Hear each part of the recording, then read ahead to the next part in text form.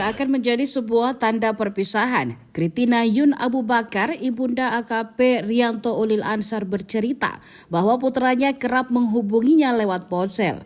Sang bunda mengaku sering video call dengan AKP Rianto Ulil Ansar dan saudara-saudaranya. Saya video call sama anak-anak saya 2 hari yang lalu.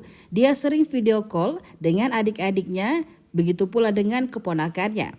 Kata Kritina, di rumah duka di Kompleks Antang Raya, Kecamatan Manggala, Kota Makassar pada Jumat 22 November 2024. Usai mendapatkan kabar duka di subuh sebelumnya, Kritina kaget dan tak menyangka putranya meninggal dunia. Saat video call, kata dia, AKP Rianto Ulil Ansar hanya bercanda bersama keponakannya.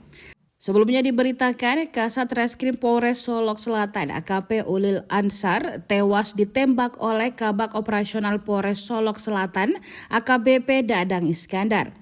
Peristiwa ini terjadi di parkiran Polres Solok Selatan, Sumatera Barat pada Jumat 22 November 2024. Kabar penembakan Kasat Reskrim Polres Solok Selatan AKP Ulil Rianto Ansar itu dibenarkan oleh Kapolres Solok Selatan AKBP Arif Mukti.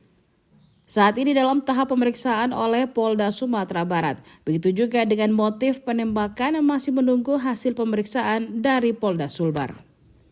Download Tribun X sekarang, menghadirkan lokal menjadi Indonesia.